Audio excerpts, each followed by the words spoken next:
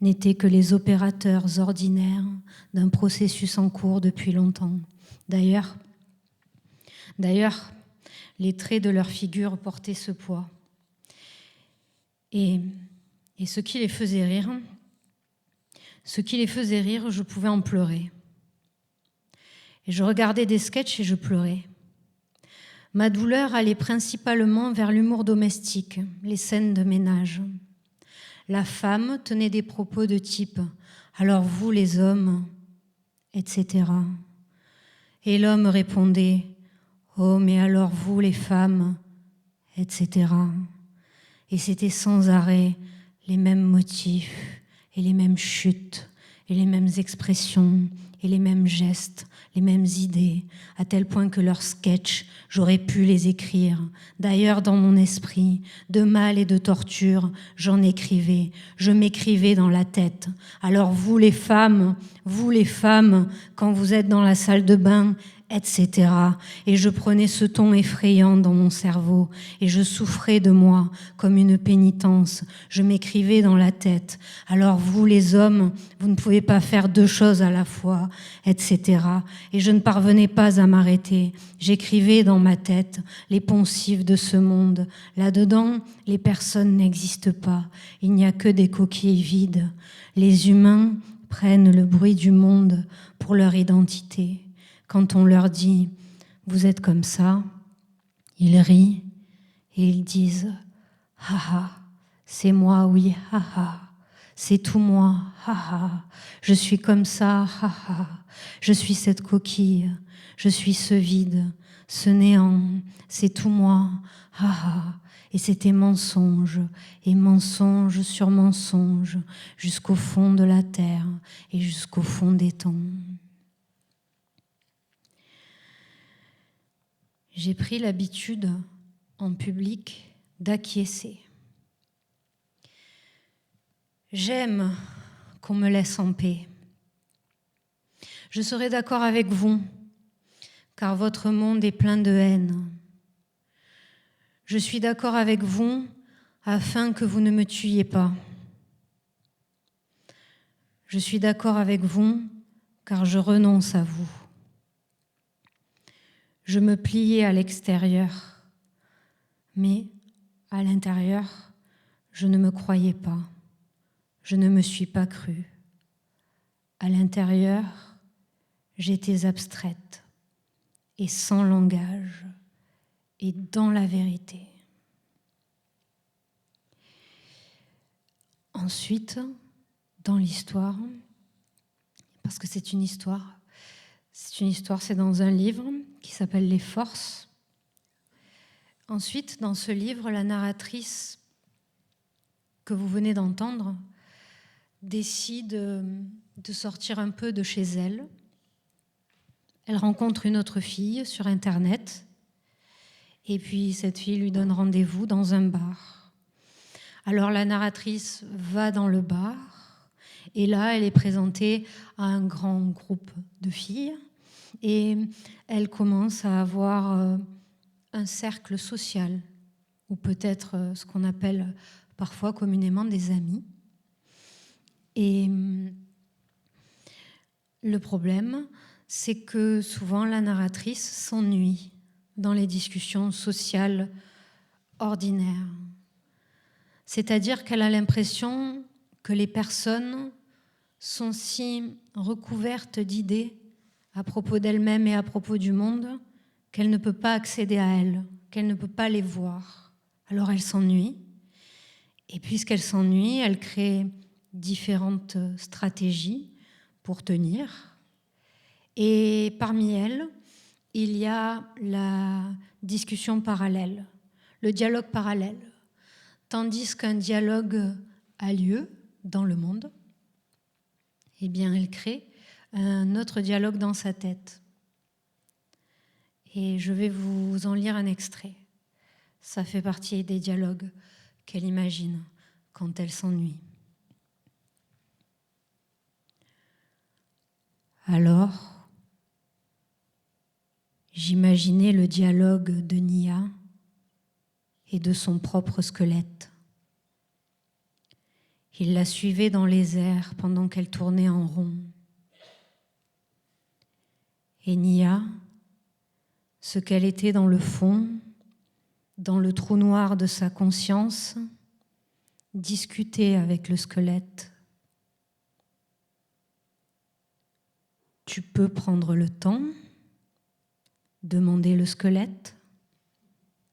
« Non, répondait Nia, je ne peux pas le prendre. »« Et non, tu ne peux pas. »« C'est vrai, je ne peux pas, » disait Nia. « Est-ce que tu as peur ?» demandait le squelette. « Toutes les choses sont proches du vide, » disait Nia. « Est-ce que tu as peur ? Toutes les choses sont proches de l'incertain. Est-ce que tu as peur ?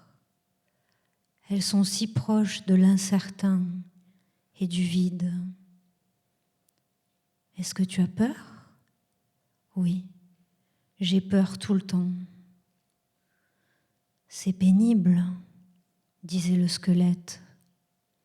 Oui, j'ai si peur que je ne peux pas sentir ma peur. C'est comme si j'avais 10 parties en moi, mais 9 parties sont mortes. 9 parties sont mortes ? Oui. Et la 10e ?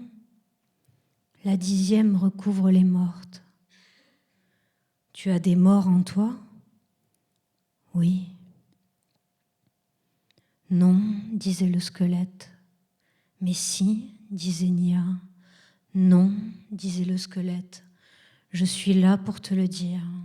La vanité et la recherche de privilèges sont capables de prendre tous les visages, y compris celui de la détresse. Et ces parties en toi ne sont pas mortes, elles dorment. Est-ce que tu as peur ? Oui. Est-ce que tu as peur ? Oui. Est-ce que tu as peur ? Oui. Est-ce que tu as peur ? Oui. Est-ce que tu as peur ? Oui. Est-ce que tu as peur ? Oui. Est-ce que tu as peur ? Oui. Est-ce que tu as peur ? Oui. Est-ce que tu as peur ? Oui. Est-ce que tu as peur ? Oui. Est-ce que tu as peur ? Oui. Est-ce que tu as peur ? Oui. Est-ce que tu as peur ? Oui.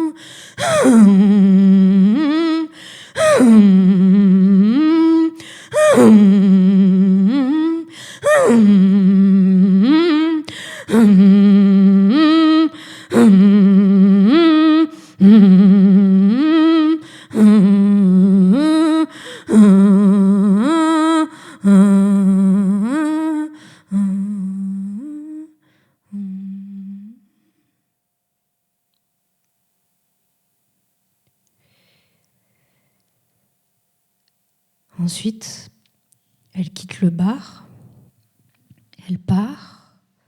C'est une très vieille femme dans un lit qui lui a dit de partir.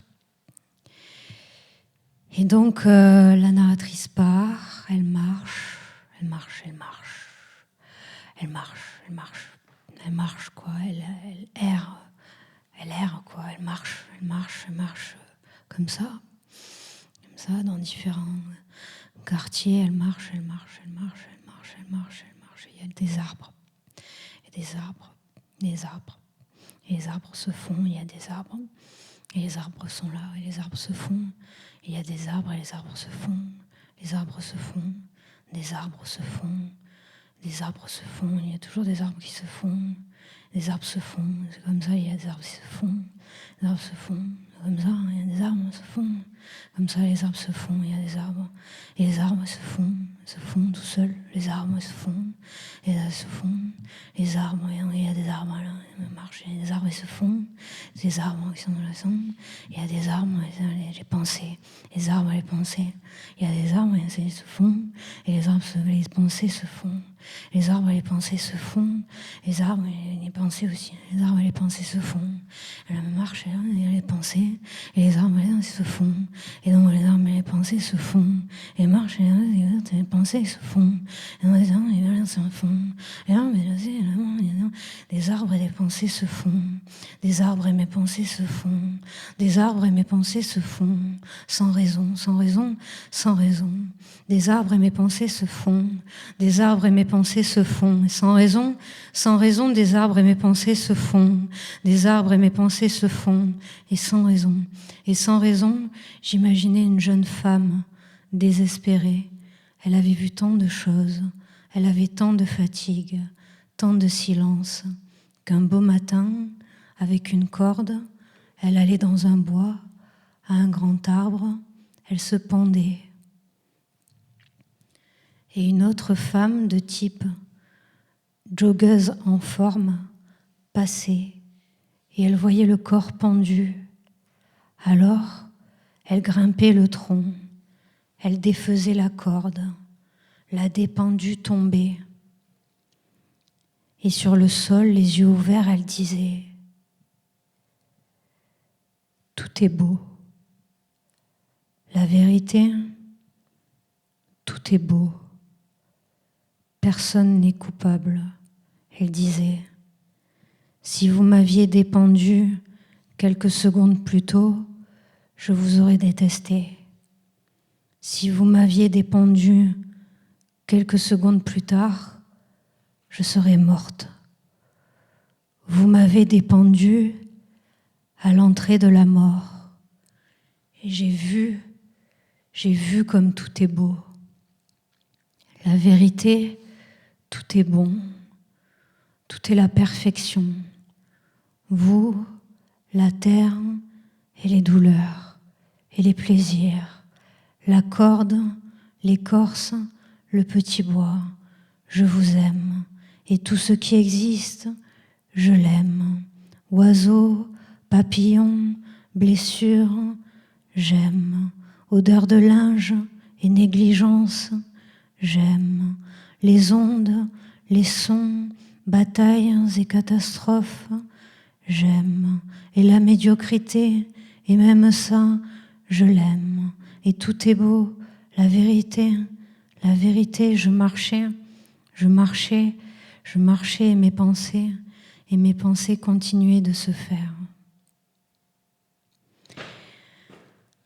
À force de marcher, elle arrive dans un quartier un peu lointain, plein de maisons un peu cassées, un peu abandonnées, laides. Et de l'une des maisons sort un son. Et alors elle est guidée par ce son et elle va dans cette maison. Elle rentre, c'est ouvert. Cette maison, dans le livre, elle s'appelle la maison des morts parce que dans cette maison, il y a des gens qui vivent et qui se droguent à mort. C'est-à-dire que ces personnes se droguent énormément, et elles restent sur la limite entre la vie et la mort. Elles restent là. Et la narratrice, dans le livre, passe un peu de temps dans cette maison. Elle rencontre différentes personnes, dont un homme qui est un assistant social déchu. Donc c'était un assistant social, c'est un homme qui croyait en la société et qui cherchait à insérer ou réinsérer les individus qui étaient en marge de cette société afin de les aider. Il voulait aider. Mais il a cessé d'y croire. Et donc cet assistant social dans la maison des morts parle à la narratrice et il lui raconte sa manière de penser, sa vie, son expérience quelque part, et pour vous faire entendre une autre voix que celle de la narratrice que vous avez entendue jusqu'ici, je vais vous faire une lecture de la voix de l'assistant social.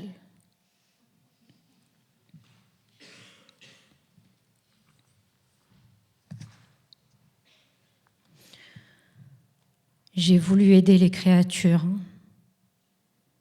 car les créatures gémissent au fond d'elles-mêmes. Elles gémissent au fond de leur crâne ou de leur cœur, et dans leurs caves intérieures, les personnes gémissent. Et où gémissent-elles ? Où gémissent-elles en général ? Les lieux où les personnes se mettent à genoux, où elles supplient, où elles répètent « S'il vous plaît, quels sont-ils » Ce ne sont pas les églises, les mosquées ou les synagogues, non. Les personnes gémissent dans les halls des centres d'aide sociale. Elles s'agenouillent dans les centres communs d'action sociale. Elles supplient dans les banques alimentaires. Elles implorent dans les centres d'accueil pour sans-papiers, les services sociaux universitaires, les maisons départementales des personnes handicapées, les centres d'hébergement pour femmes victimes de violences, les associations d'aide au surendettement, les centres d'hébergement d'urgence, les associations de soutien aux personnes âgées isolées, les permanences d'accueil pour réfugiés, les lieux d'écoute et d'accompagnement pour jeunes en difficulté, les services d'aide aux personnes en situation de précarité énergétique, les bureaux d'information et d'orientation pour demandeurs d'asile. Et pour aider, je suis devenue assistante sociale. J'avais un bureau et de grandes quantités de documents et de dossiers que je répondais dans des mains marquées par l'usure, la saleté, le travail ou marquées par la honte. Savez-vous à quoi on reconnaît les pauvres gens ? Pas à leurs vêtements, ni à leur logement, ni à leurs phrases, c'est à la honte. On reconnaît les pauvres à la honte qu'ils portent. Dès la naissance, on leur enseigne la honte. Tu devras demander et tu auras honte. Et cette honte fera partie de toi, car les pauvres doivent demander, ne serait-ce que leur chemin parfois, ou des médicaments lorsqu'ils sont malades. Et ces personnes, elles doivent faire montre de mérite. Et c'est ce que je demandais à travers mes formulaires. Quel est votre mérite ? Voulez-vous jouir ? Voulez-vous jouir avec nous ? Voulez-vous jouir avec le monde ? Pourquoi ne jouissez-vous pas ? Vous ne jouissez pas à cause de votre travail ? C'est parce que vous travaillez de 8h à 19h sans compter le temps de transport ? C'est parce que vous travaillez de 6h à 19h répétant les mêmes gestes, usant vos mains, usant votre personne ? C'est parce que vous travaillez d'un travail détestable, que vous travaillez dans une usine à glaçons, dans une usine à voitures, sur un chantier d'envergure, parce que vous êtes vigile, parce que vous êtes au service d'une personne que vous haïssez, à qui vous devez sourire. C'est parce que vous servez les autres sans faim, sans volonté, parce que vous nettoyez sans faim, sans volonté, sans but. C'est parce que vous soignez mais sans avoir le temps de soigner, et sans avoir le temps de voir le visage du malade, et sans avoir le temps de comprendre l'expression du malade, et sans avoir le temps de connaître son prénom. C'est parce que vous êtes enchaîné à quelque chose comme un bureau, un fourneau, une voiture, son habitacle, une boutique, les terrains d'une mine, les souterrains d'une mine, un atelier plein de fumée, un abattoir, un entrepôt glacial, un site industriel, une salle de classe, les jardins de la municipalité, les enveloppes de la caisse d'assurance, chaque jour, chaque semaine, et l'ordre général et social se reproduit à plus petite échelle, et les petits avantages misérables sont enviés, car l'argent est devenu le moteur de tous les actes autour de nous et de nos propres gestes, même quand on l'ignore. Il est la mesure des choses autour de nous et dans nos vies, même quand on l'ignore. On a mesuré le monde à la règle du capital. L'argent a détruit les racines humaines, car quel est le moteur des pensées, des projets, des actes, du repos ? Gagner. Gagner représente un but simple dans une vie, dans une journée, dans une heure. Gagner. Voilà un but facile et clair. Toutes les autres destinations, aspirations, idées demandent trop d'attention, de volonté, d'effort, finalement de soi. Ainsi, chacun lutte pour tel ou tel petit bénéfice personnel. La vue étroite et la bêtise, alliées à l'ambition et la démence finalement, la jalousie, la moquerie, mais aussi la dépendance, le sacrifice qui traîne dans les couloirs des usines, des supermarchés, des universités, des écoles, des plateaux télé, des cuisines, des laboratoires pharmaceutiques, des champs de blé, des garages, et là-dedans quelques semaines ou quelques jours pour aimer la vie, car il faut l'aimer, quelques semaines ou quelques jours de vacances, et nous prenons des photos et nous partageons ces images afin qu'elles ne disparaissent pas, car elles sont la preuve de notre joie. Alors la dépression devient un message. La dépression devient un message de l'univers dans notre monde. Bien sûr, votre dépression est un message. Votre dépression est un message de l'univers dans notre monde.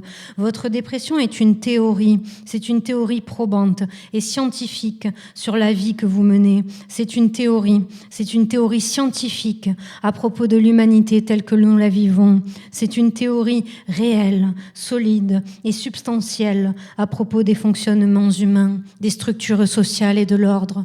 Votre dépression est une théorie à propos de la vie, de la respiration, des corps et du sens général. Soudain, les mouvements des uns et des autres dans ce monde, dans ce système, vous semblent un jeu d'acteurs, des gestes absurdes, comme se serrer la main, absurdes, comme une formule de politesse en bas de mail, un cirque, une comédie, des gestes enregistrés dès l'enfance et répétés jour après jour. Et ces gestes, et ces normalités du fond de vous, de votre fond, vous ne les accomplissez plus. Et votre corps les accomplit, mais vous ne les accomplissez plus. Et tout devient fantomatique et mensonger. Tout est débile et dérisoire et tout est vain. Mais vous avez une place. Vous avez une place. Vous avez une place. Vous avez une place ici. Est-ce que vous ne pourriez pas regarder ailleurs, un peu plus loin et jouir? Chance, vous avez de la chance. Est-ce que vous ne pourriez pas jouir? N'êtes-vous pas responsable de votre situation? Les êtres ne sont-ils pas responsables de leur situation? Si vous ne jouissez pas, changez. Si votre situation ne vous convient pas, opérez une reconversion, opérez votre vie, ouvrez-la, c'est vous qui la portez. Pourquoi ne jouissez-vous pas?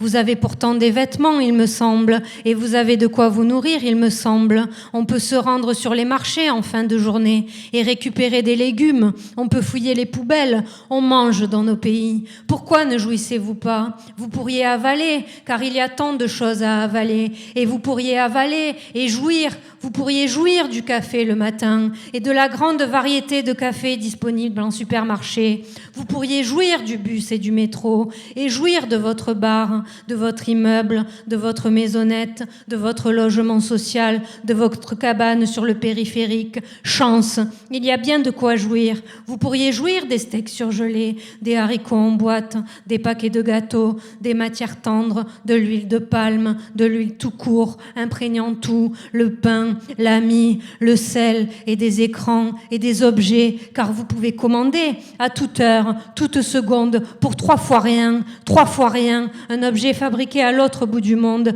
et la musique, et les livres, car il y a les livres, et la musique, il y a la culture, et la culture, vous n'en jouissez pas peut-être, il existe tant de livres et des offres de livres, et les avis sont bons, les avis sont excellents sur ce livre, l'auteur a partagé un avis excellent sur sa page personnelle. L'avis est excellent. Il est écrit en rouge sur le livre. Excellent. L'auteur possède un visage, une parole. C'est un un livre pour vous sur un sujet actuel, un sujet important. Les choses bougent, il faut que vous soyez au courant et vous devez en jouir.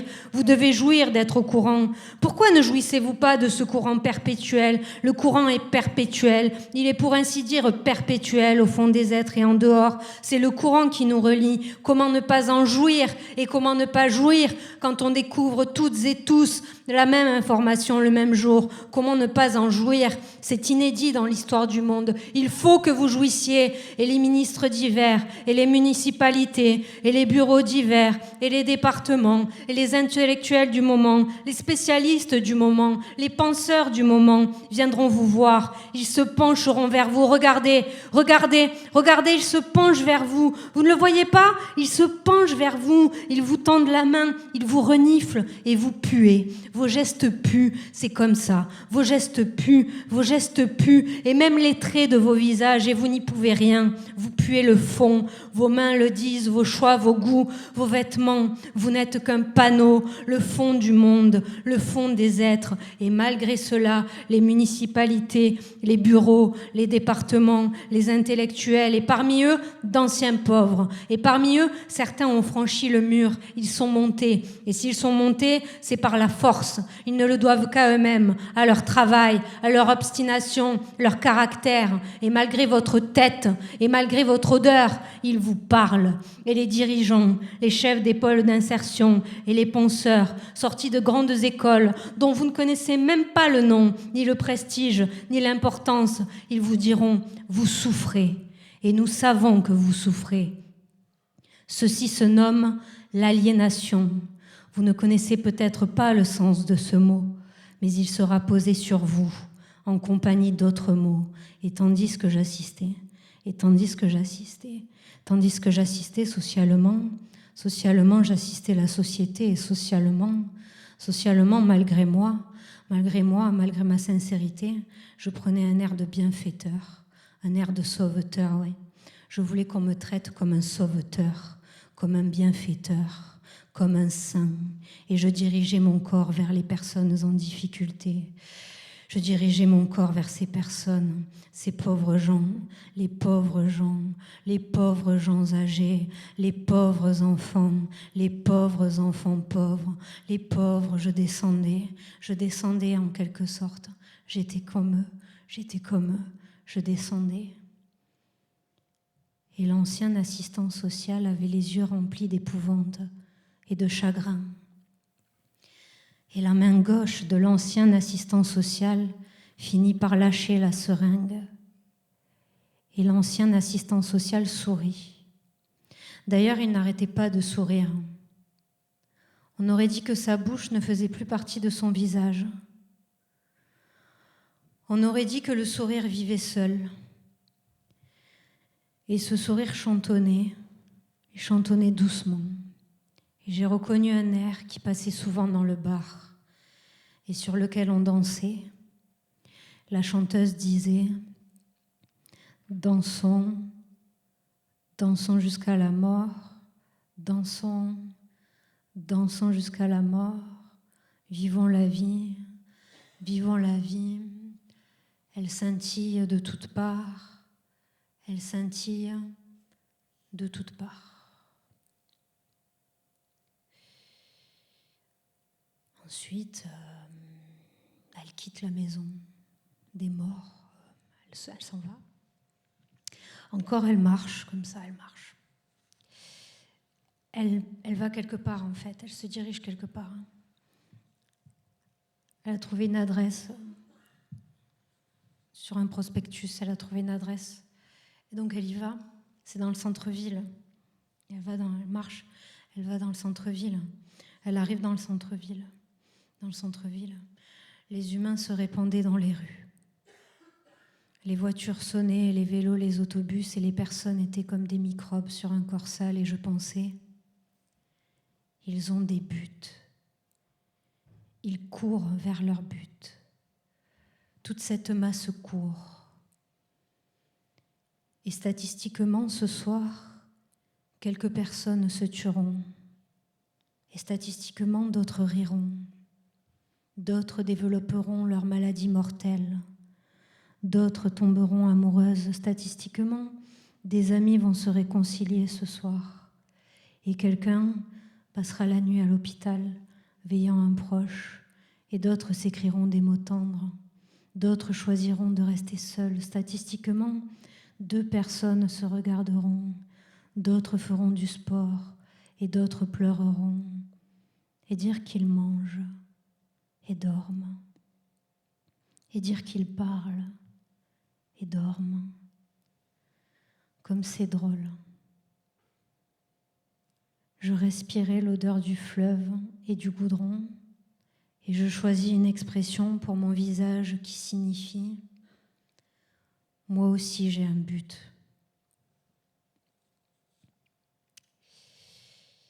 Eh bien, elle arrive devant un immeuble, c'est un immeuble qu'elle cherchait, c'est un immeuble dans lequel se trouvent des sectes. Ce sont les sectes diverses unies dans un immeuble.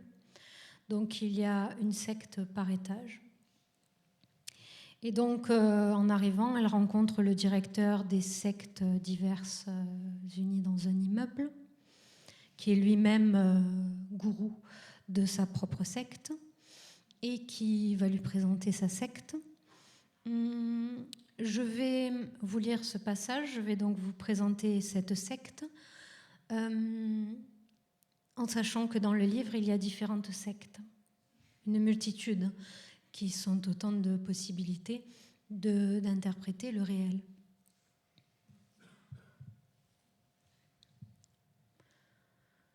Nous n'avons pas l'usage de nos mains.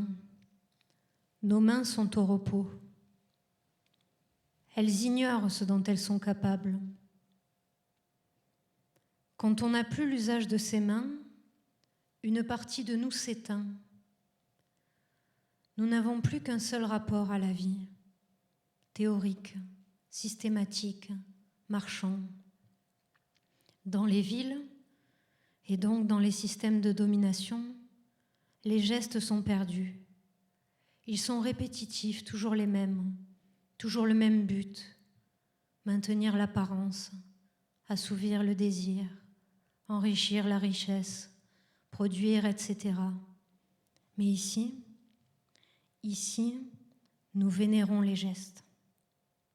Nous vénérons les gestes pour les gestes. Je vous propose donc de vénérer 2 gestes. Je vais les nommer. Concentrez-vous sur mes paroles. Écoutez bien. Voici leurs noms. Se passer la main sur la tête,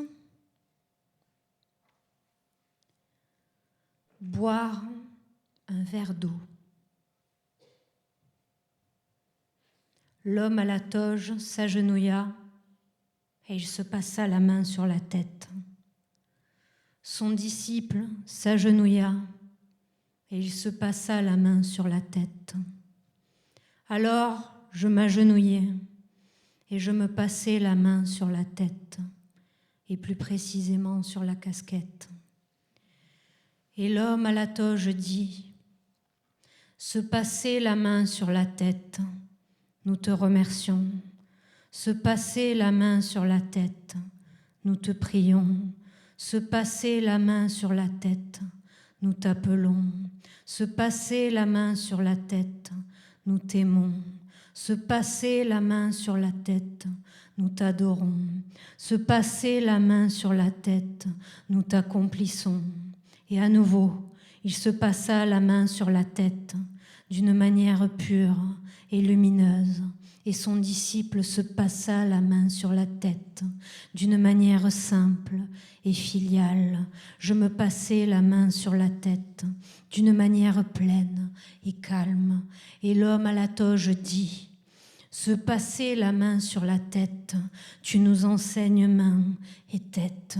Se passer la main sur la tête, tu nous enseignes l'univers. Se passer la main sur la tête, tu as tant de bonté.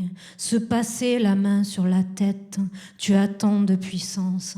Se passer la main sur la tête, nous t'aimons, nous t'adorons et nous t'accomplissons 3 fois. » Et l'homme à la toge se passa 3 fois la main sur la tête, avec humilité, avec lumière, et son disciple fit de même.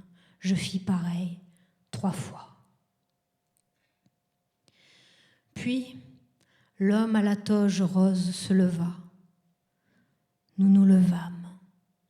Nos corps s'assirent sur des chaises autour d'une table supportant 3 verres.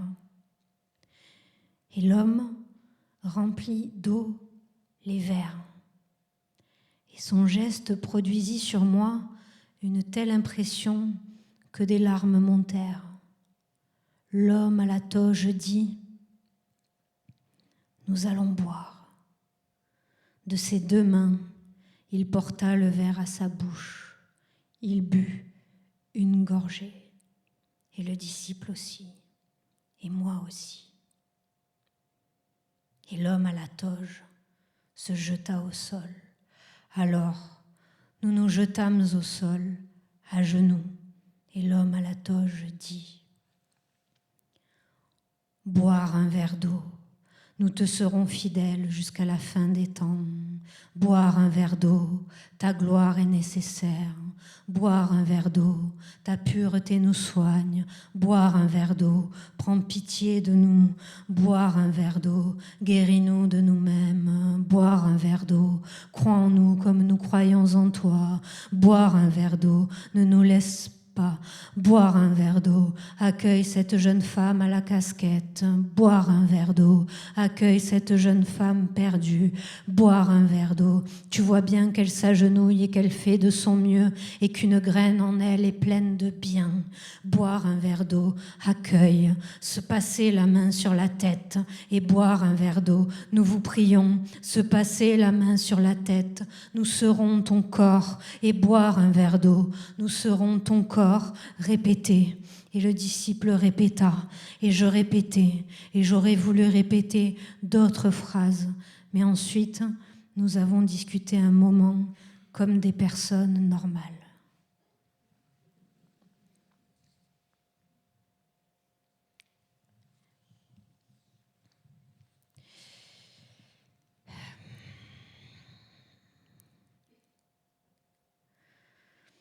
Mon assistant peut vous lire un passage du Grand Livre du Monde. C'est le Grand Livre qui dit que nous avons existé. Ce livre n'a été écrit par personne. Voulez-vous que le Grand Livre du Monde vous soit lu ? Et je dis oui. Alors l'assistant se mit à lire, tout en faisant un geste régulier de la main pour chaque début de phrase. Alors, elle naquit dans une famille ordinaire. Alors, elle grandit dans la famille et dans les lois. Alors, elle découvrit le monde, les couleurs, les lumières et la mort. Alors, elle découvrit la parole, les astres, la nourriture et le sommeil. Alors, elle comprit qu'un accord existait dans le monde pour dire « ceci est beau ». Alors, elle comprit qu'un accord existait dans le monde pour dire « ceci est laid ». Alors, elle comprit que les opinions ne venaient pas des êtres. Alors, elle comprit que les êtres dans le monde se trouvaient prisonniers. Alors, elle vit leur douleur. Alors, elle absorbait dans ses pensées les douleurs qu'elle voyait. Alors, elle tenta de devenir les autres. Alors, elle ne le put pas. Alors, elle tenta de devenir le contraire d'elle-même. Alors, elle ne le put pas. Alors, elle décida de devenir la neutralité. Alors, elle ne le put pas. Alors, elle renonça. Alors, adulte égale dans la vie, dans un appartement. Elle parla dans l'écran. Alors, elle prit rendez-vous avec une autre fille, car elle aimait les filles. Alors, elle fréquenta le bar. Alors, elle rencontra des personnes qu'elle jugea. Alors, elle imagina les vies de ces personnes en profondeur réelle. Alors, elle les aima. Alors, elle fut présentée à une femme large et lourde. Alors, la femme large et lourde et vieille lui dit la vérité. Alors, elle écrivit un poème. Alors, la femme lui dit encore la vérité. Alors, elle partit dans les rues, les lueurs et l'obscurité. Alors, elle rencontra des personnes près de la mort. Alors, elle partit vers les sectes. Alors, elle retourne au bar et retrouve les filles. Alors, on l'emporte et elle part. Alors, elle s'efface dans une plaine. Alors, elle va dans la terre. Alors, elle rentre.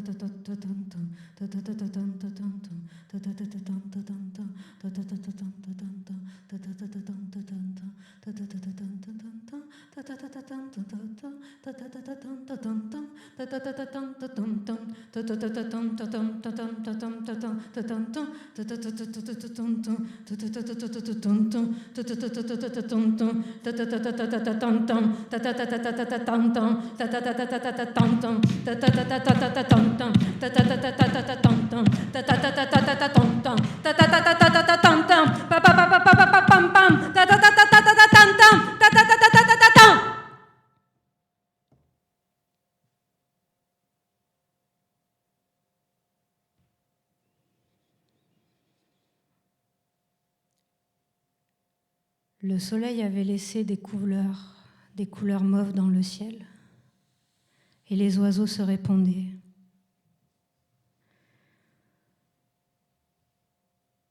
Par hasard, tout en bas, dans un champ, je trouvais un outil. C'était le soir et cet outil levait la terre.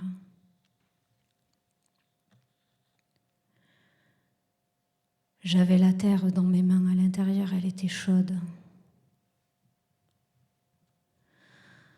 Voici la terre, j'ai pensé, la terre est partout. Sous les maisons, sous les hôpitaux, sous les grandes écoles, sous les usines et sous les banques, il y a toujours la terre. Et lorsqu'on prend la terre dans ses mains, elle donne envie de former, de planter, de creuser, de vivre. Je suis un être de la terre, je n'ai jamais vécu ailleurs. La terre est mon milieu et ce sol est le mien.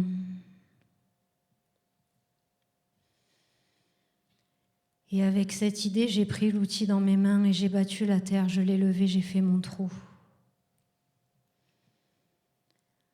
La terre est simple, elle était tendre. À mesure que je creusais, je rencontrais la terre et je devais me reposer. J'avais mal aux jambes, j'avais bougé, j'avais tant cherché.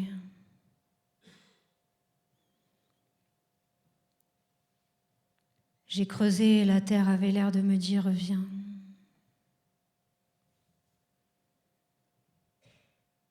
C'était la nuit et je voulais que le jour suivant soit le premier.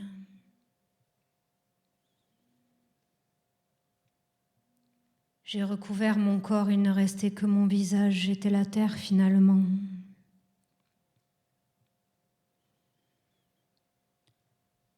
Et je faisais des phrases avec ma bouche.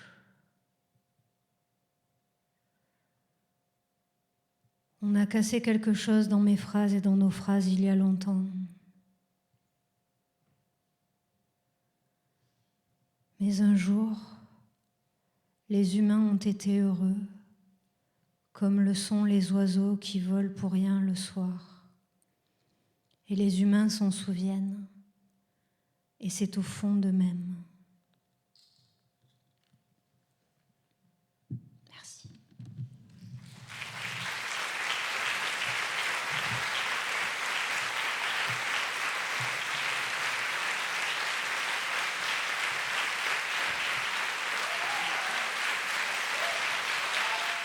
Bonsoir Laura Vasquez.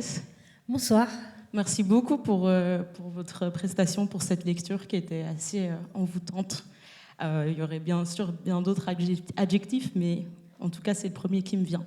Merci à vous d'être là. Merci à Passaporta pour l'organisation de la rencontre et bien sûr à l'espace MAG qui nous accueille ce soir. J'ai plein de questions. Bah, tant mieux, allons-y. Je vais peut-être commencer par une mini présentation. Vous êtes autrice, vous êtes romancière, autrice de pièces de théâtre, mais également, on l'a vu, performeuse quand même.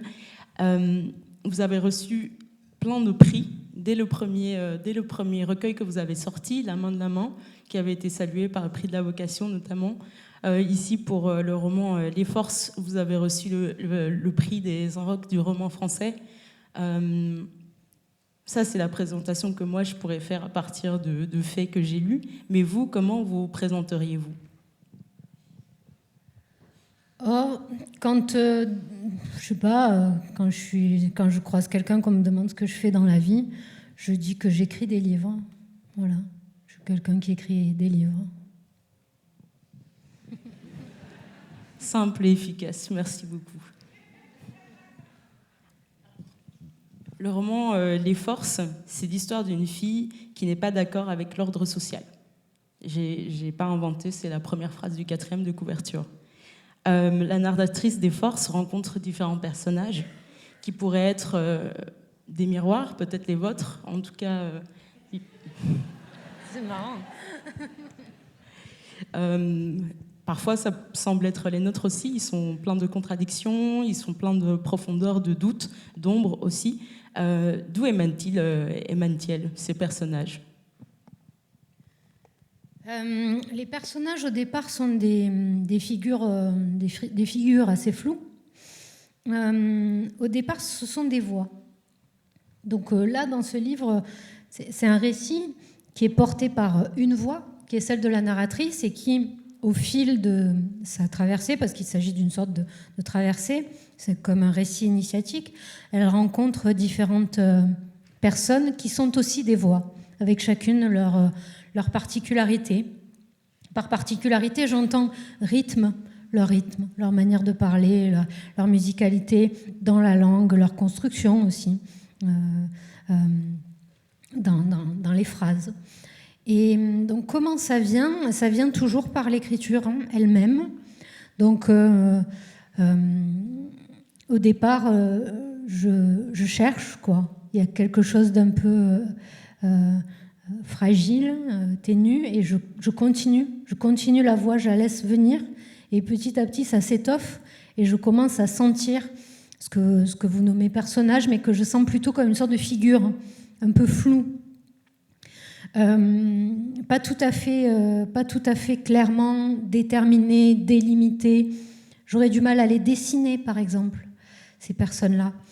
Et ça passe beaucoup par le son. Et je suis surprise par ces personnes, ces personnages, ces figures qui apparaissent. Je suis surprise par leur personnalité, par leur humour, par leurs idées, par leur centre d'intérêt, par leur vocabulaire aussi. Ça, c'est marrant. Par exemple, il y a un personnage dans le roman qui s'appelle Claudie. Et elle a une manière de parler un peu particulière. Elle dit beaucoup ma cocotte, ma doudoune, ma doudounette. Ça, c'est des choses propres à ce personnage-là, qui sont assez étranges et drôles aussi. Et donc ça, j'en suis surprise quand ça arrive. Donc, en réalité, je peux dire comment ça vient pour moi, c'est-à-dire en écrivant et en suivant des voix qui arrivent. Ensuite, vous dire d'où ça vient, je ne sais pas. Je ne sais pas précisément d'où ça vient. C'est comme la narratrice qui dit que les arbres se font. C'est comme ça arrive. C'est un peu pareil. C'est comme ça arrive, disons, naturellement, par la langue, par l'expérience, par toute la littérature qui nous a précédés. Tout un ensemble d'éléments énormissimes et minuscules réunis qui font qu'à ce moment-là, c'est cette phrase-là qui va dans telle direction et que je la suis. Merci. Est-ce que c'est ça qu'on entend par les forces? C'est ça le titre du livre, les forces? Est-ce que ce sont justement ces énergies-là que vous évoquez? Je n'aime pas trop interpréter mes propres livres, parce que forcément c'est un peu réducteur. Je ne sais pas. Je ne sais pas vraiment plus que les autres en réalité. Mais je dirais que bon, dans le livre, la narratrice se trouve embarquée dans un ensemble de forces, donc les forces politiques, les forces sociales, les forces environnementales, les forces familiales, les forces de son temps, de ses lectures. Et puis, il y a les forces physiques, physiologiques, il y a ces forces intérieures, il y a la force du renoncement à la fin, parce qu'elle renonce un peu à tout. Et après, il y a une force qui vient vraiment d'elle, peut-être, à l'intérieur d'elle, alors qu'elle pensait qu'on était absolument déterminés. Et donc, c'est peut-être ces ensembles de forces-là, mais peut-être aussi, comme vous le dites, la force de la langue, de ce qui arrive quand on écrit. Il doit y avoir aussi de ça, la force, une force presque très mystérieuse, un peu, je sais pas, un peu cosmique, quelque chose comme ça. Peut-être toutes les forces, disons toutes. Merci. Le roman ici m'a semblé être comme un parcours initiatique, une forme d'odyssée. Je voulais savoir quelle en était la finalité. Encore une fois, je ne sais pas. Je n'ai pas d'interprétation fermée, univoque de mes livres. Je ne sais pas. Je ne sais même pas comment ça vient. Je ne sais pas très bien où va la narratrice, où va le livre. Je sais, au moment de la relecture, quelle va être la justesse du texte. Et pour ça, je le lis, je le relis et je l'écoute. Donc c'est un travail d'écoute avant tout. Et je retravaille le texte en l'écoutant pour qu'il arrive au plus juste de lui-même. En fait, je me demande qu'est-ce qu'il veut être, qu'est-ce qu'il cherche. Parce qu'un premier jet n'est pas toujours très abouti. Donc à la relecture, je me pose ces questions-là. Mais je ne me dis pas qu'est-ce que je veux, quelle est la finalité, quel message je veux passer, qu'est-ce que je veux montrer, où je veux aller. Je me demande ce que veut le texte. Et donc, j'écoute juste pour faire en sorte de l'aider afin que ce soit le plus juste possible. Voilà, c'est ça, comme une équation mathématique est juste, comme une note musicale est juste. Il y a cette justesse dans les textes, en fait. Donc j'écoute longtemps la phrase, et les phrases, les parties, les paragraphes, les pages, puis le livre. Enfin, il y a un grand retravail qui se fait comme ça pendant plusieurs mois ou plusieurs années, suivant les livres.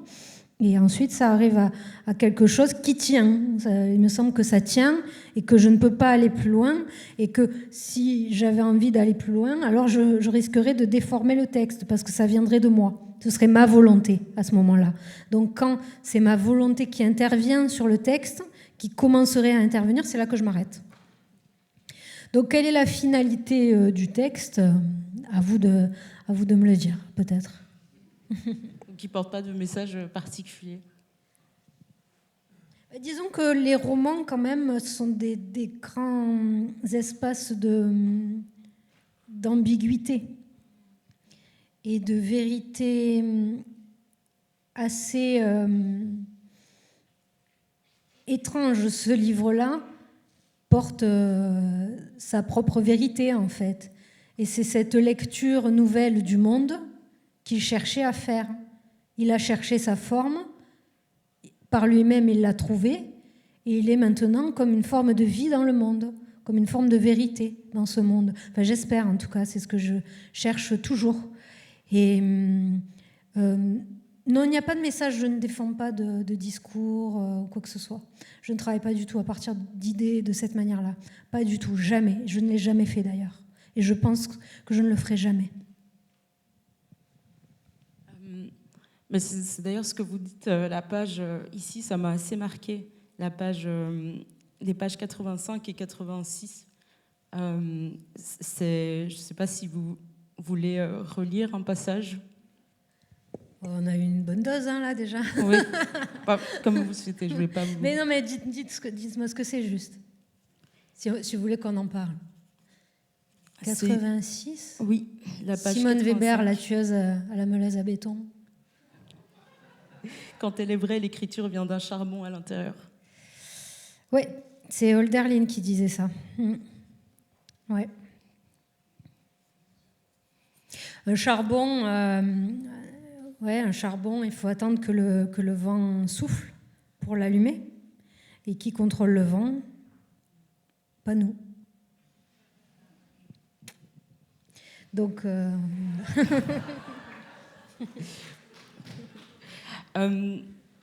à partir de quand, parce que vous parlez de justesse, vous parlez de vérité propre du texte, donc comme si c'était une entité indépendante, à partir de quand on estime, enfin vous estimez que le texte est juste, qu'il faut cesser là, parce que vous avez l'habitude de relire et réécrire, à partir de quand vous dites ok, je suis satisfaite et je pense qu'à ce moment-là, justement, il y a une justesse qui est atteinte? Oui, alors, bon, comme je le disais tout à l'heure, je m'arrête quand je sens que je me pose des questions de type c'est trop comme ci, c'est trop comme ça ressemble trop à ci, ça ressemble trop à ça, là c'est un sujet qui me met mal à l'aise, je vais essayer de le camoufler un peu. Là c'est moi en fait qui décide, c'est moi qui prends le pas sur le texte, c'est moi qui essaie de diriger le texte, de le sculpter, de le moduler en fonction de mes désirs propres ou je sais pas, de ce que ça va renvoyer par exemple de moi, de ce que je voudrais, de ce que je ne voudrais pas. À partir du moment où ces idées commencent à trafiquer là, dans le fin fond de mon cerveau, je sais que j'ai fini en fait. Parce que là on va basculer dans quelque chose qui ne m'intéresse pas du tout et qui va être très petit. Donc je laisse au texte son propre mystère en fait, sa propre justesse. Et voilà, donc je sais que c'est fini quand, au moment des relectures, ce serait moi-même qui interviendrait dans le texte et non pas le texte lui-même qui, en s'écoutant, s'affine, se corrige lui-même.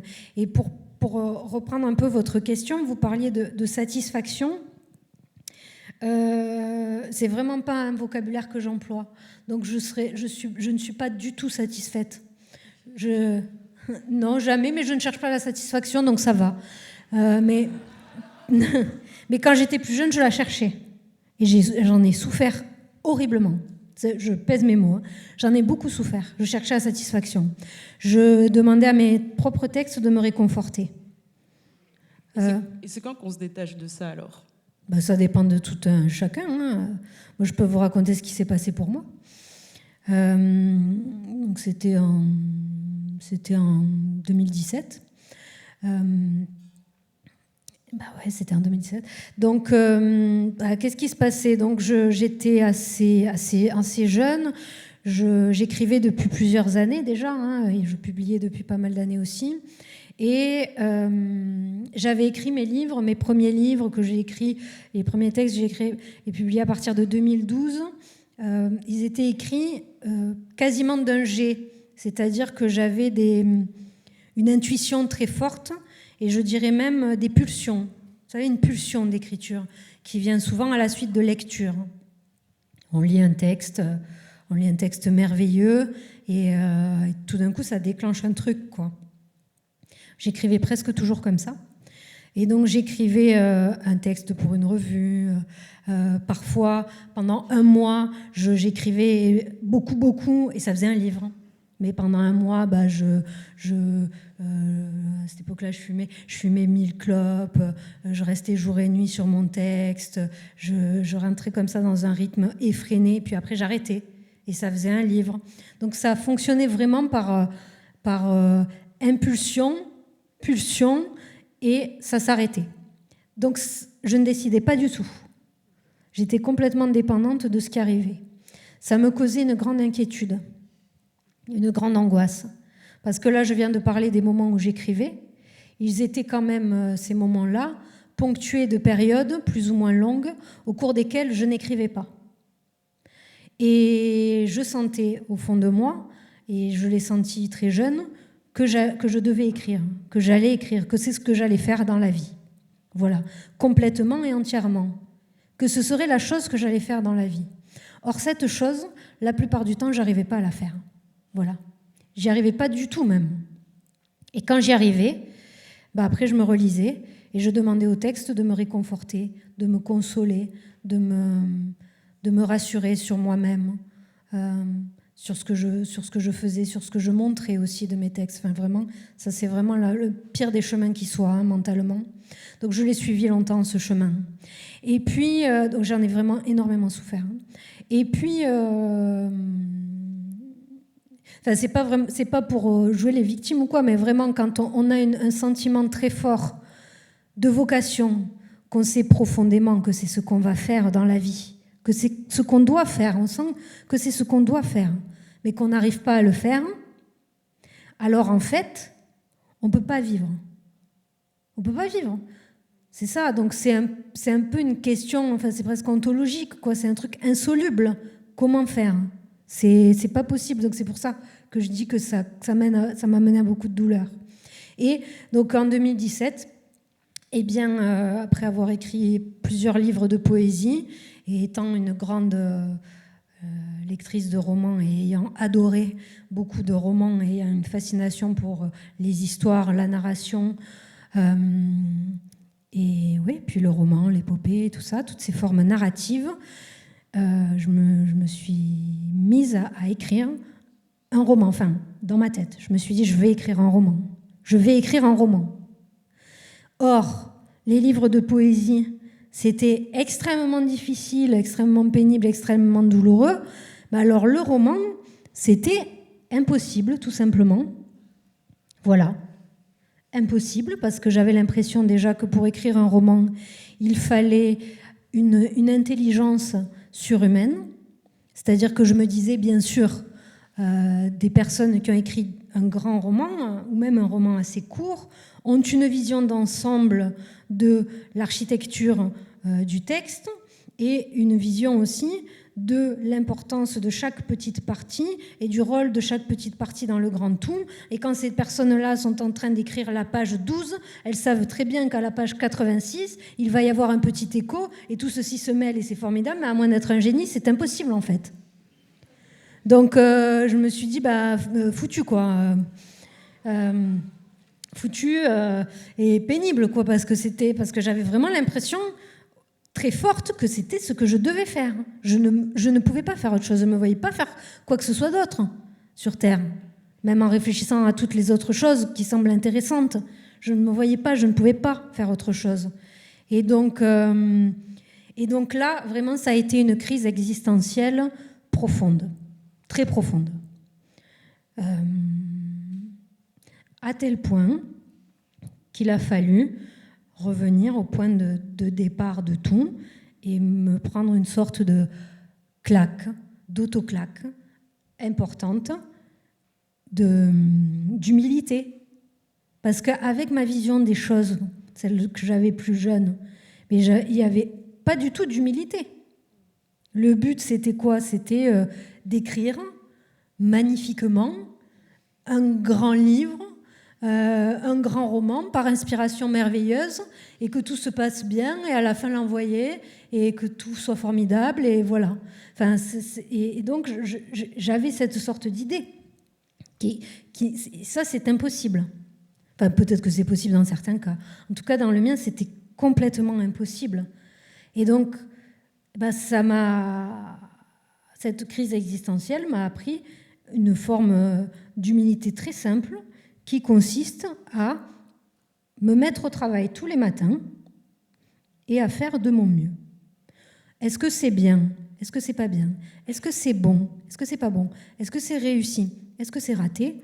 Ce n'est pas mon affaire pour le moment. Pour le moment, la seule chose que je dois faire, c'est tous les matins, un petit moment, de telle heure à telle heure, comme un travail, comme n'importe quel travail, de telle heure à telle heure, j'écris Et tous les matins, en faisant de mon mieux, forcément, au bout d'1 an, il se sera passé quelque chose. Au bout de 2 ans, il se sera passé autre chose. Je vais avancer dans le texte et peut-être que je vais sentir des choses, peut-être que je vais comprendre, peut-être que ce sera nul, mais peut-être que plus tard ce sera un peu moins nul, peut-être que ce sera raté, mais peut-être qu'en creusant dans le raté, j'arriverai à autre chose. Et donc j'ai fait ça. Et donc tous les matins, je travaillais un peu. Et j'ai trouvé ma satisfaction, pour employer le mot que vous employez tout à l'heure, là. Et plus dans le texte. C'est-à-dire que maintenant, je suis satisfaite si j'ai écrit. Ce matin, par exemple, j'ai écrit. Eh ben, ma journée est sauvée. Là, franchement, je peux tomber par terre, je sais pas, la lecture ratée, le son qui coupe, tout le monde me hue, c'est pas grave. La journée est sauvée. Parce que j'ai écrit, je suis très satisfaite. J'ai fait de mon mieux. Est-ce que ce matin, j'ai bien écrit? Est-ce que mon texte est bon? Est-ce que je vais en faire quelque chose? Alors là, ça ne me regarde pas. Tout ce que je dois faire, c'est continuer à faire de mon mieux. Et quand ce premier jet sera terminé, viendra une autre période, elle aussi très difficile, mais que je connais, qui est celle de la relecture. Donc voilà. Et donc ça, je l'ai appris à travers une crise existentielle hardcore qui m'a presque valu la vie, parce que j'étais désespérée. J'étais prête à... c'était fini pour moi.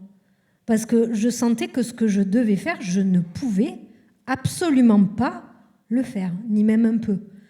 Et donc, heureusement, j'ai eu ce truc de faire de mon mieux chaque jour, un tout petit peu, essayer comme ça et avancer comme ça. Et franchement, ça, c'est tout simple, c'est tout bête, mais ça m'a sauvé la vie. Et je pense que ça a sauvé mon écriture aussi. Parce que avant ça, mon écriture était à 10% de ce qu'elle est devenue après. Pourquoi ? Parce que je lui mettais plus la pression. Je la laissais être elle-même, je lui demandais plus de me rassurer. Donc maintenant, j'accepte les textes tels qu'ils viennent et tels qu'ils sont. Je cherche juste à très bien travailler du mieux que je peux pour leur donner leur justesse. Donc à les écouter profondément et à suivre les intuitions profondes, à essayer d'être très concentré là-dessus. Mais c'est une toute autre tâche et c'est une manière de décaler la satisfaction. Donc quand mes textes sont finis, je trouve que ça y est, le texte est juste dans sa forme. Est-ce que j'en tire de la satisfaction ? Franchement, non. Merci pour cette honnêteté. Mais en parlant de tout ceci, dans les forces, il y a plusieurs autoristes qui sont cités, des auteurs, des autrices, notamment Rousseau, Pessoa, Simone Veil. Il y a vraiment un pléthore d'écrivains et écrivaines, que ce soit des contemporains ou des personnes qui nous ont précédés. Et je voulais savoir quelles étaient les personnes, les écrivains et écrivaines qui faisaient partie, ou les philosophes, les penseuses, qui faisaient partie de votre panthéon personnel. Ça c'est un peu banal ce que je vais répondre. Mais la question est peut-être tout autre. Moi j'aime vraiment, je suis assez éblouie par À la recherche du temps perdu. Sur tant de pages comme ça, c'est-à-dire que des fois on tombe sur un livre, il y a une page très bonne, on est déjà super satisfait, comme vous dites, super content, quoi. C'est là, il y a une page excellente, c'est merveilleux en fait déjà. Mais dans des livres comme À la recherche du temps perdu, c'est plusieurs pages comme ça. Plusieurs pages, avec bien sûr des moments de descente. Il y a des moments plus bas dans La recherche du temps perdu, des moments de flottement. Mais des moments géniaux, il y en a plusieurs, et sur des pages et des pages. Ça, je trouve ça complètement éblouissant. Et puis à ce moment-là de l'histoire littéraire, trouver ça, écrire comme ça, cette espèce de foi immense qu'il a fallu avoir pour écrire ça. Parce qu'il a fallu y croire avant tout le monde. Avant tout le monde, quand même. Il faut se rendre compte de ça, que quand on découvre une œuvre immense comme ça, c'est que la personne qui l'a écrit, elle y a cru avant tout le monde. Pour nous, c'est facile maintenant de dire ça c'est merveilleux, c'est génial. Ou c'est là où ça a mérité d'y consacrer toute une vie. Mais ça veut dire quoi? Ça veut dire que la personne qui l'a fait, elle l'a senti et elle a cru en ce qu'elle sentait avant tout le monde. Et je dirais presque contre tout le monde. Ça, c'est une forme de foi qui est magnifique. C'est tellement beau. C'est tellement immense, ça. Et donc, je suis très admirative de cet auteur-là. Après, j'aime beaucoup la poésie dite orale, tirée des cultures orales. Par exemple, il y a un texte de Jérôme Rothenberg qui s'appelle « Les techniciens du sacré », qui réunit un ensemble de poèmes tirés des littératures orales. Donc, ce sont des sociétés, des civilisations qui n'avaient pas forcément d'écriture, mais qui, par tradition, ont en fait laissé des poèmes. Ces littératures-là, ces littératures orales, sont très resserrées d'un point de vue rythmique et sont formellement dans la construction sonore et dans les échos, les entrelacements à l'intérieur du texte, d'une grande richesse. Et ça m'intéresse beaucoup. Puis il y a ce rapport aussi au sacré, à l'invisible. Tout ça me plaît beaucoup. Après, mais j'aime beaucoup Faulkner. Hein. Ça aussi, c'est miraculeux. Je ne sais pas quoi vous dire. J'aime bien Seishonagon. Il y a des tas d'auteurs en contemporain vivants. J'aime beaucoup Jon Fosse. Et voilà, j'aime bien Anne Carson aussi. Des tas de penseurs, penseuses, écrivains. Penseurs, j'aime beaucoup Wittgenstein. Et Spinoza. C'est-à-dire les philosophes qui se rapprochent un petit peu de la poésie, enfin pas un petit peu, complètement d'ailleurs, de la poésie dans la forme et même dans la manière de creuser dans les idées. Wittgenstein et Spinoza, on ouvre, déjà visuellement sans lire, ça ressemble à de la poésie. Ensuite, on lit et c'est de la poésie et de la philosophie. Alors ces penseurs, penseuses-là m'intéressent beaucoup. Leur œuvre me touche beaucoup.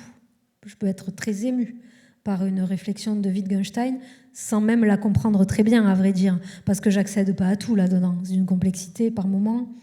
Mais je dirais presque d'un point de vue de la synesthésie, je sais pas, de l'ensemble, de la grammaire. Il y a une beauté qui me touche immédiatement. Je suis très émue par la grammaire. Est-ce que vous publiez aussi une revue qui s'appelle Muscle, et ce sont des auteurs, des autrices qui viennent de par le monde, parfois des personnes déjà décédées depuis des siècles ou récemment, des contemporains et contemporaines aussi. Et est-ce que ce qui vous a touché chez les écrivains et philosophes que vous avez cités, c'est également ce qui vous touche chez les auteurs et autrices que vous continuez à découvrir aujourd'hui et que vous publiez? Non, pas du tout. Non, pas du tout. C'est très différent parce que les sources qui sont citées dans les forces, ce sont des lectures que la narratrice a... En fait, la narratrice a été touchée par ces lectures quand elle était jeune et qu'elle s'est renfermée sur elle-même dans son adolescence. Elle allait beaucoup dans la bibliothèque de son lycée, chez elle et tout. Elle empruntait des livres à la médiathèque et elle lisait beaucoup. Et donc, ce sont ces lectures à elle, ce sont les textes qui l'ont marquée, elle. Il se trouve que forcément, si elle les a lus, c'est que je les ai lus. Donc, pas pu faire autrement. Donc, c'est un peu emprunté à ma propre bibliographie, c'est vrai. Mais si ces textes-là ont été choisis, c'est pour la narratrice, en fait. C'est la manière dont elle cite les textes. Quand elle cite un texte, c'est toujours pour ouvrir un espèce d'espace nouveau sur le réel. Souvent, elle s'ennuie dans ce qu'elle vit comme la réalité sociale avec ses impératifs. Elle s'ennuie.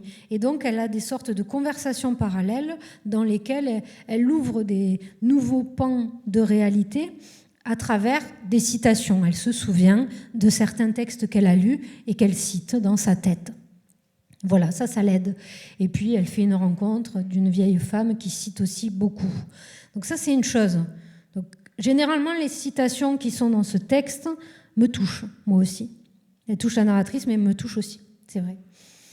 En revanche, pour ce qui est de la revue Muscle, que je co-dirige avec une autrice qui s'appelle Roxana Hachemi, qui est également poète, on a différentes exigences. Bien sûr, des exigences formelles, littéraires, presque thématiques. On a aussi des exigences de représentativité, de représentation dans cette revue. Pour nous, c'est important dans cette revue de ne pas toujours publier le même type de personnes, le même type d'auteurs et le même type de chapelle littéraire. Parce que dans la littérature contemporaine, et en particulier dans la poésie, et la revue Muscle est plutôt orientée poésie, il existe différents courants, sous-courants, des chapelles, disons, des petits groupes de formes, de poésie, d'idées, de personnes. Et nous, notre but, c'est vraiment de ne pas défendre, montrer un seul groupe, ou 2 ou 3 groupes en fait. Mais c'est de montrer la poésie contemporaine telle qu'elle existe aujourd'hui dans le monde. C'est ambitieux, mais oui, c'est une grosse ambition. Mais on publie beaucoup de traductions. On est en lien avec beaucoup de traducteurs et de traductrices à travers le monde qui nous envoient des textes. Et donc, on a publié des textes de tas d'endroits du monde et de personnes vivantes, parce qu'en réalité, dans la revue Muscle, sur 46 autoristes, on a dû publier 3 morts. Donc, la plupart du temps, ce sont des personnes vivantes. Et quand ce sont des auteurs morts, il s'agit de retraduction. Voilà. Donc voilà comment ça se passe pour la revue Muscle. Merci beaucoup. Vous avez évoqué Proust tout à l'heure.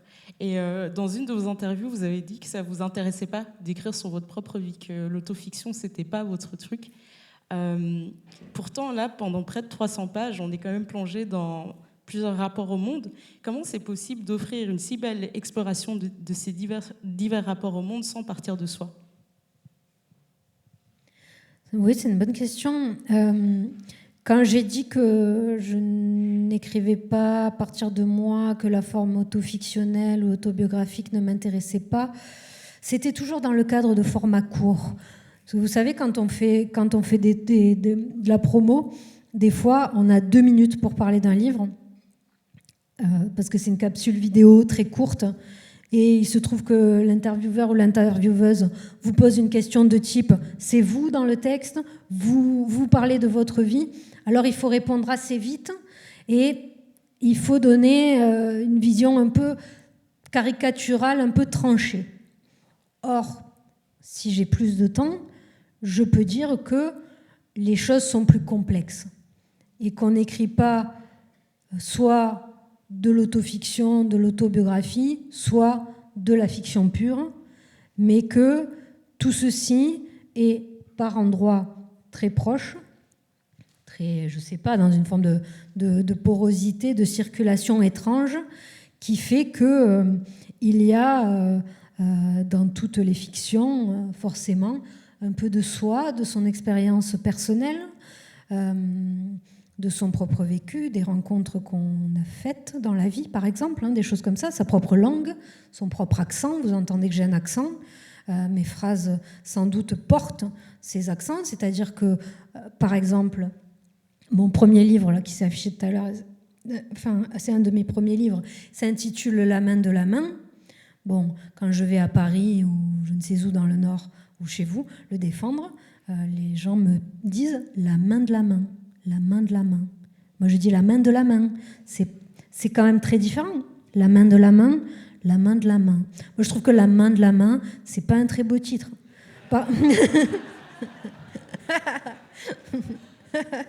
Mais par contre, La main de la main, c'est bien.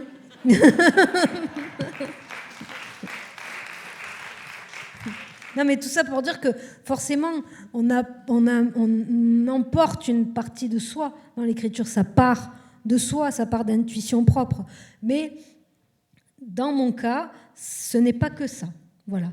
Je suis très, très accompagnée de toute la littérature qui m'a précédée et j'essaie de tout ouvrir au maximum, en fait. Et donc, comme ce livre a quand même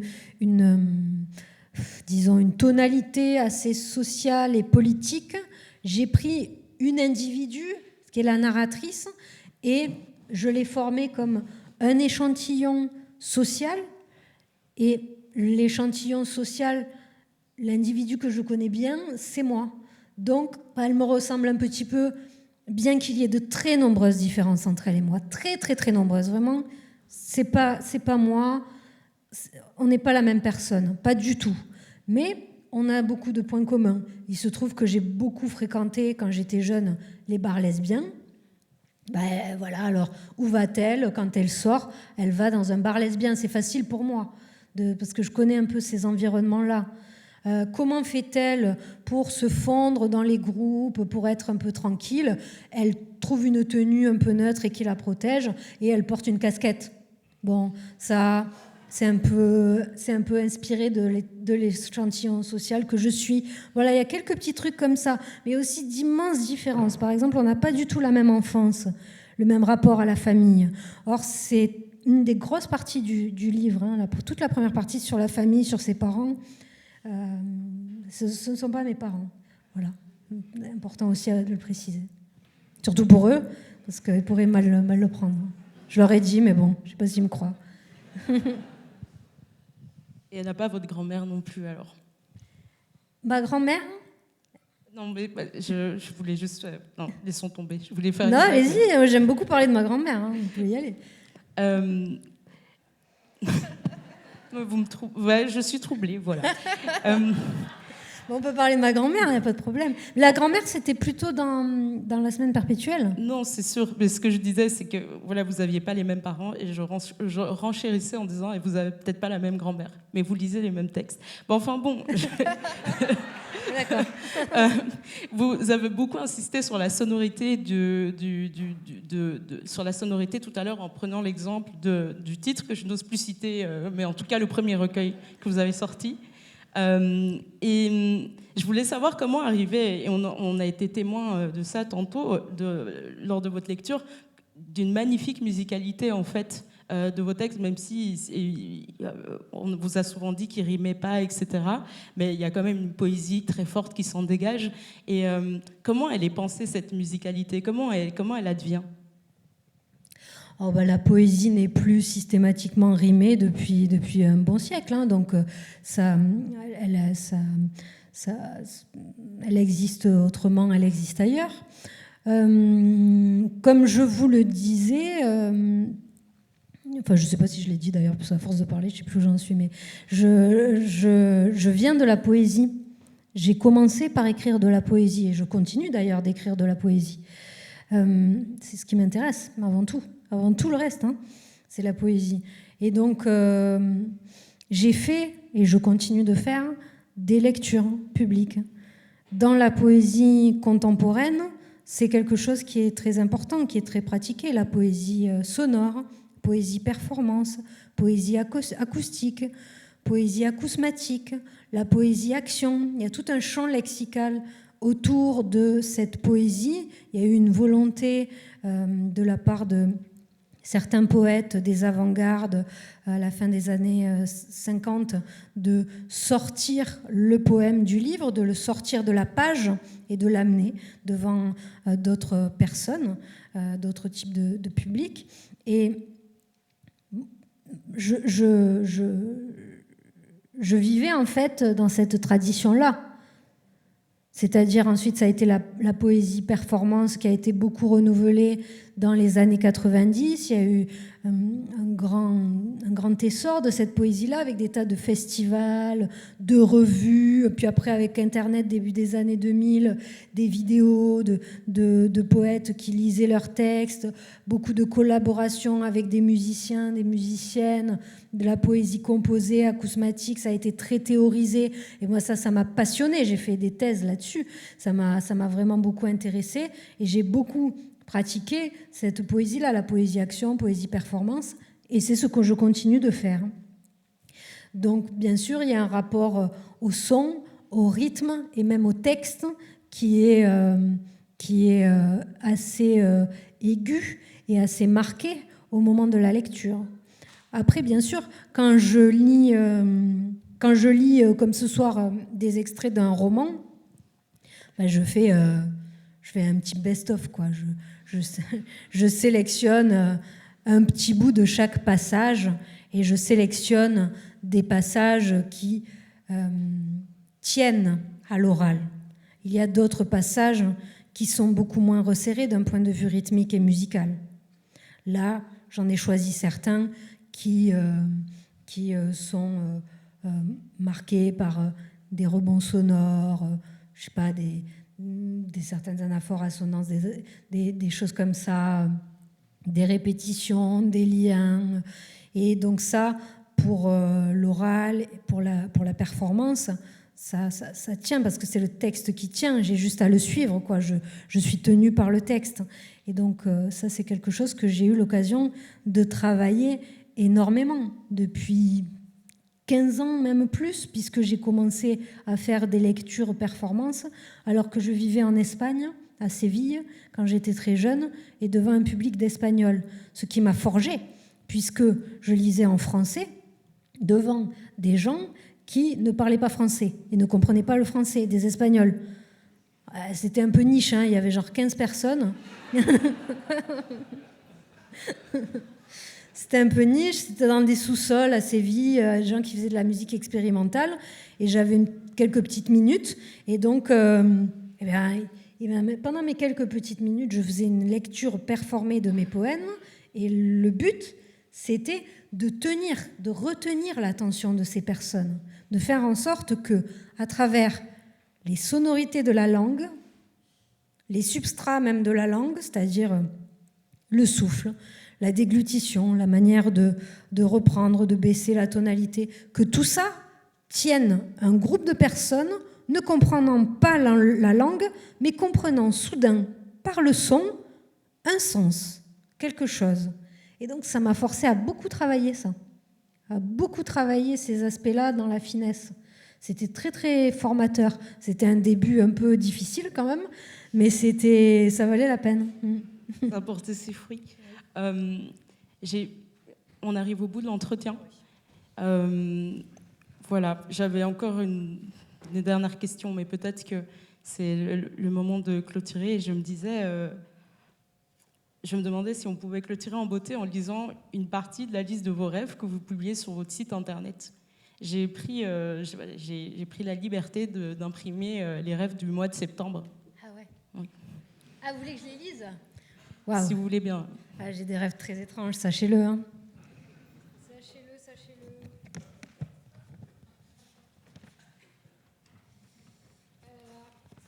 Ah bien, en plus, il y en a beaucoup.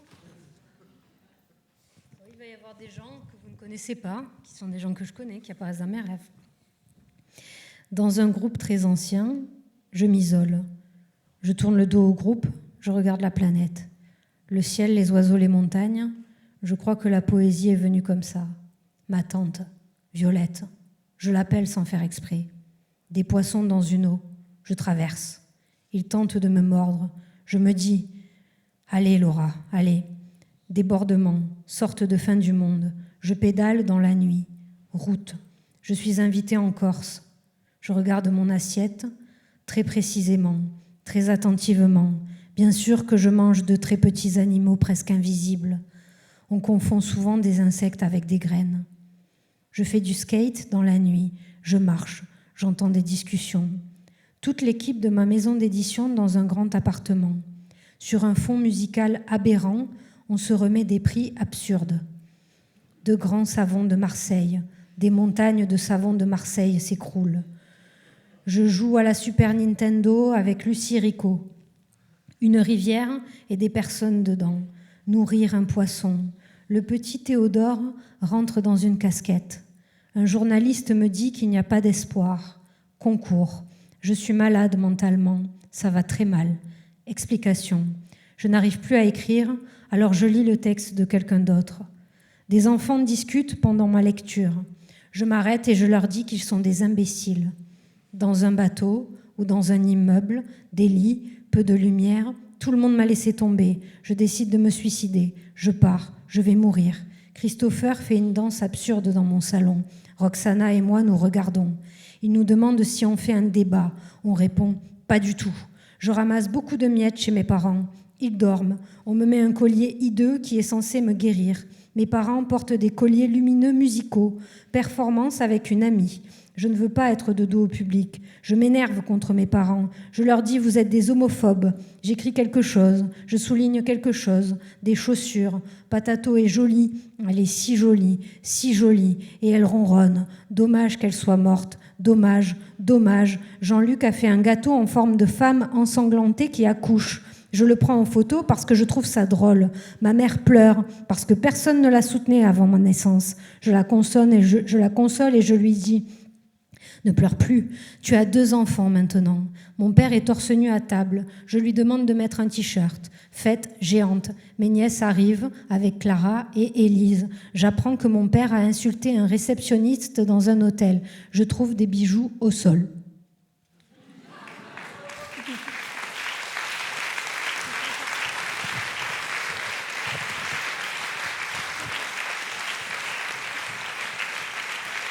Je vous remercie.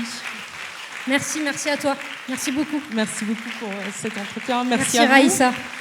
Et il y a un moment dédicace. Vous allez pouvoir rencontrer l'auteur à l'extérieur ici. Je remercie encore une fois l'Espace Mag et je remercie encore une fois Passaporta pour sa confiance. Voilà, moment dédicace et d'échange avec l'auteur tout à l'heure. Bonne soirée.